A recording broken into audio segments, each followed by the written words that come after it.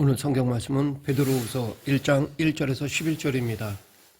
사람은 누구나 아름다움을 싫어하는 경우는 없을 것이라고 생각합니다. 자연을 보아도 아름답다라고 느끼고 혹은 잘 지은 건축물을 보며 멋있다고 느낍니다. 사람들이 많이 모이는 유명한 관광지에는 아름다운 뭔가가 있습니다. 아름다운 자연 환경이나 건축물들이 있습니다.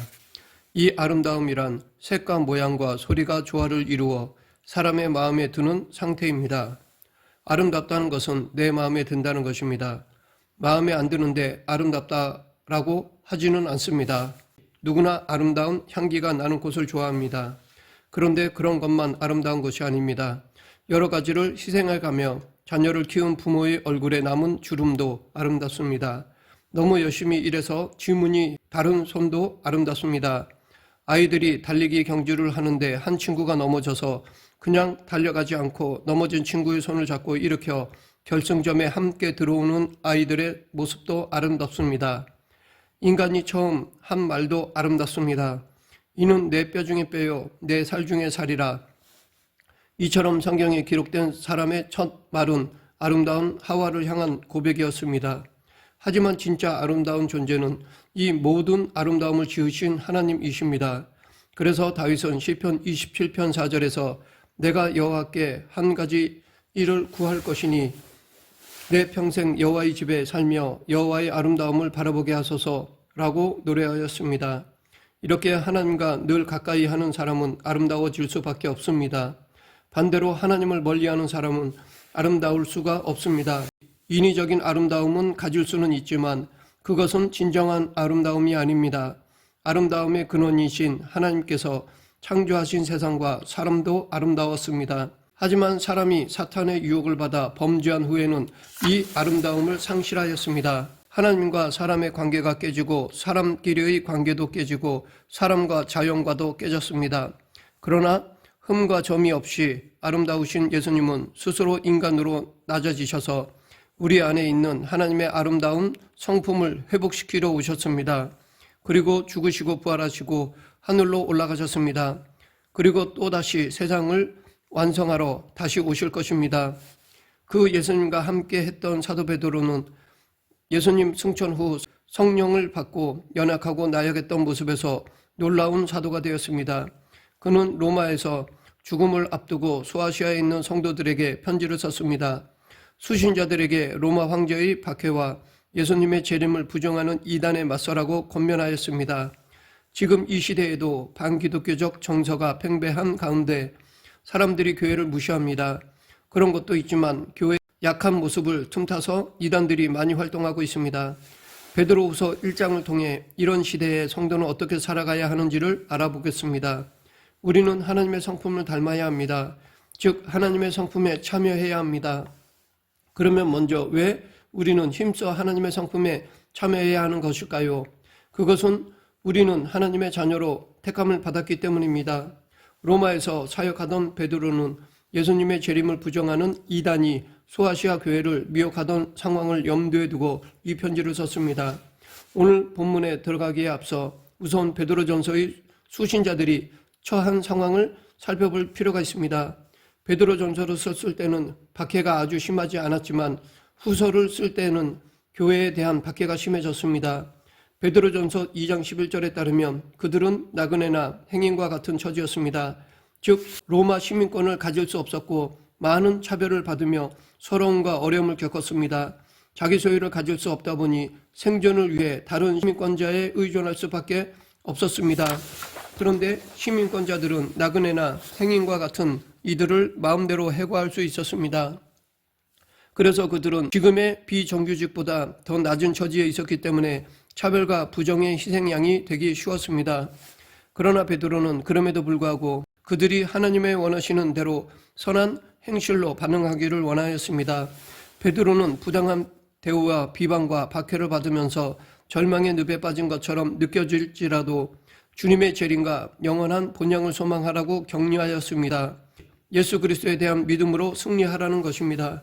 이 시대의 성도들 중에서도 교회를 옮기거나 아예 교회를 떠날 생각을 하는데 그 이유로는 목회자와 교회 지도자들의 언행 불일치와 무례함 그리고 성도들 안에서의 끼리끼리 문화로 인한 높은 장벽, 또한 영적 갈급함이 채워지지 않아 느끼는 신앙의 회의감 등을 언급하였습니다. 대부분의 성도들은 목회자의 언행일치를 보면서 하나님을 닮은 성품이 무엇인지를 배우고 싶어 합니다. 그런데 목회자의 성품은 성경 지식을 많이 쌓는다고 형성되는 것이 아닙니다. 끊임없이 말씀으로 삶을 성찰하는 것입니다.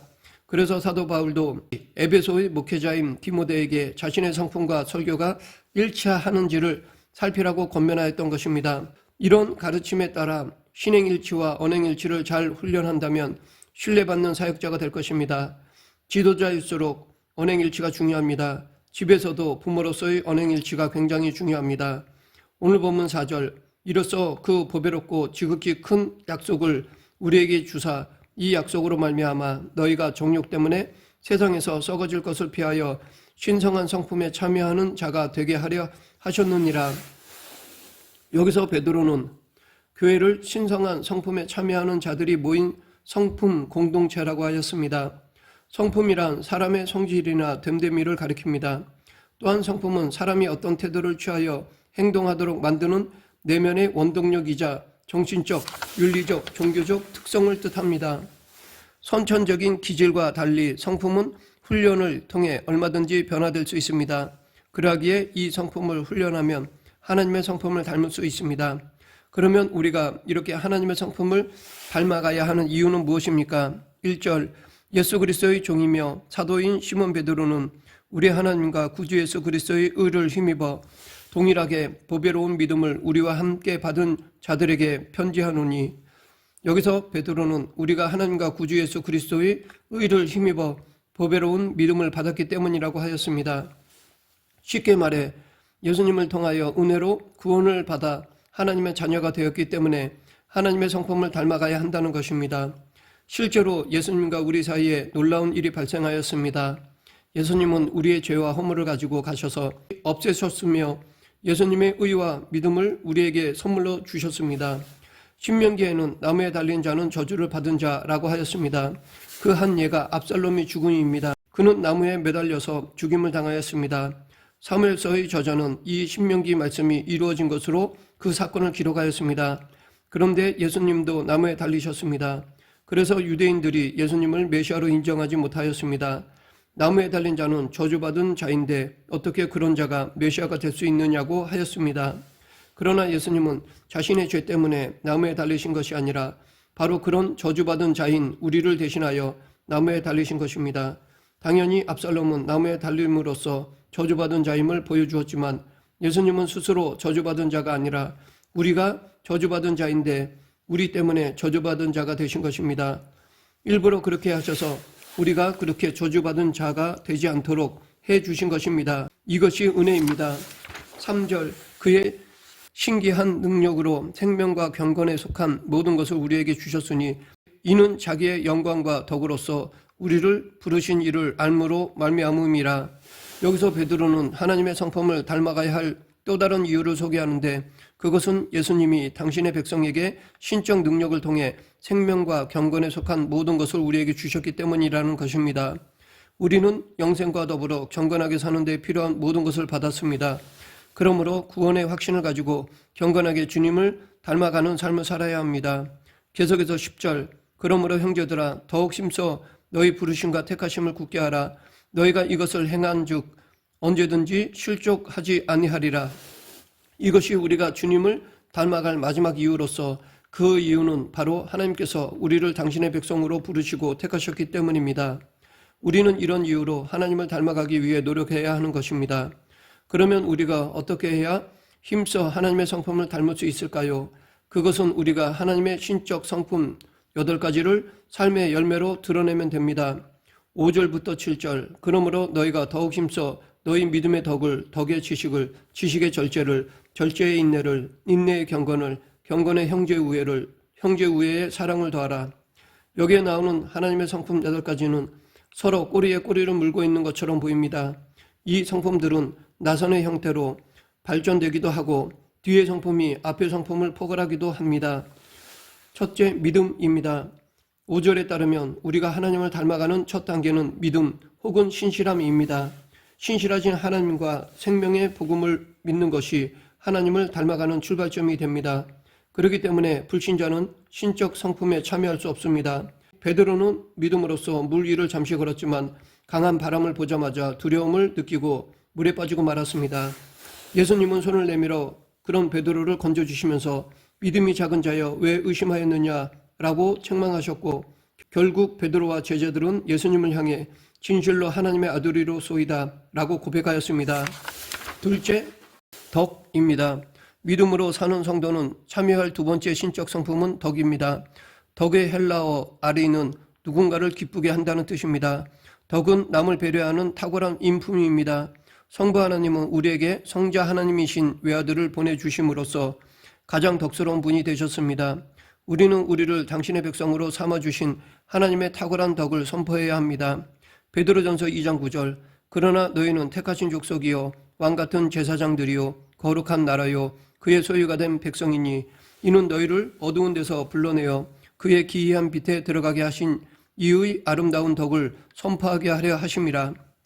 셋째, 지식입니다. 우리는 지식을 갖춰야 합니다.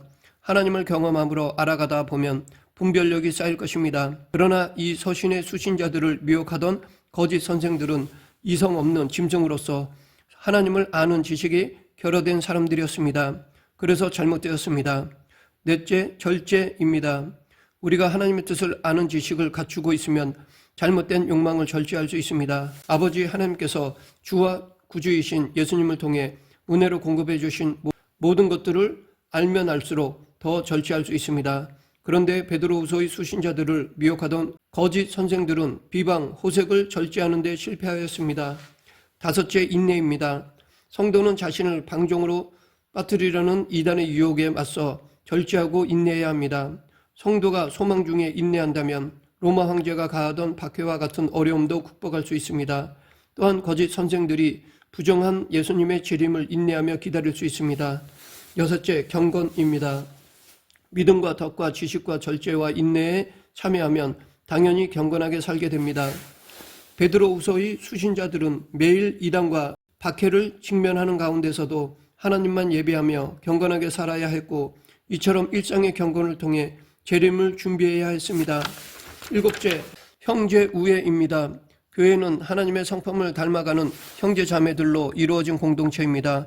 베드로후서의 수신자들이 거짓 선생들과 로마의 박해에 맞서기 위해서는 형제 자매의 우애가 필요했습니다. 여덟째, 사랑입니다. 부활하신 예수님은 베드로에게 3번이나 사랑을 확인하셨습니다. 그런 후 예수님은 사랑을 고백한 베드로에게 그의 죽음을 예고하셨습니다. 그러므로 베드로는 목숨을 다해 예수님을 사랑해야만 했습니다. 보이는 형제자매와 우애한다면 볼 수 없는 하나님을 사랑할 수 있습니다. 사랑은 성경의 핵심이고 그 나머지는 이 사랑에 대한 설명입니다. 그러면 이렇게 힘써 하나님의 성품을 닮으면 무슨 유익이 있을까요? 예수님을 더 알게 됨으로써 구원의 확신을 갖게 되어 이단에 빠지지 않을 수 있습니다. 8절 이런 것이 너희에게 있어 흡족한 즉 너희로 우리 주 예수 그리스도를 알기에 게으르지 않고 열매 없는 자가 되지 않게 하려니와. 8가지 신적 성품을 갖춘 그리스도인은 주 예수님을 더 알게 됨으로써 성품의 열매를 맺게 됩니다. 그리고 주님을 닮아가면서 하나님의 부르심과 택하심을 굳게 확신할 수 있습니다. 하나님의 성품을 닮아가는 삶의 열매로서 소명과 사명이 확실해집니다. 신적 성품을 맺음으로써 부르심과 택하심을 경고히 하는 성도에게는 주 곧 구주 예수 그리스도의 영원한 나라에 들어감이 넉넉히 주어집니다. 11절 이와 같이 하면 우리 주 곧 구주 예수 그리스도의 영원한 나라에 들어감을 넉넉히 너희에게 주시리라. 세상에서 나그네와 거류민으로 순례 중인 그리스도인의 최종 종착지는 영원한 하나님 나라입니다. 이처럼 하나님의 8가지 성품을 참여하는 성도는 이단에 빠지지 않습니다. 우리가 하나님을 닮아가는 삶을 추구함으로써 주님을 더 알아간다면 욕망에 사로잡혀 방탕하게 살라고 우리를 미혹하는 이단들을 물리칠 수 있습니다. 지금은 공부 잘하고 좋은 데 취직하고 사업이 크게 되면 돈을 많이 벌면 성품이 나빠도 용서가 되는 시대가 되었습니다. 하지만 예수님께서 재림하시면 우리를 심판하실 것입니다. 주님은 우리가 어느 학교 출신인지, 학위가 있는지, 얼마나 좋은 직장에서 일했는지, 사업체가 얼마나 컸는지, 돈을 얼마나 벌었는지, 교회에서 어떤 직분을 맡았는지, 교회가 큰지 작은지에 전혀 관심이 없으십니다. 그 대신 주님을 얼마나 닮고자 하는 삶을 살았는지를 보십니다. 그리고 그 결과로 맺은 신적 성품의 열매를 보여달라고 하실 것입니다. 말씀을 맺겠습니다. 우리가 하나님의 성품을 닮아가기 위해서는 매일매일 성령님의 도움을 구하면서 하나님의 말씀을 실천해야 합니다. 하나님의 성품을 닮아가는 사람은 시간이 지날수록 하나님의 성품에 합당한 열매들을 맺어갑니다.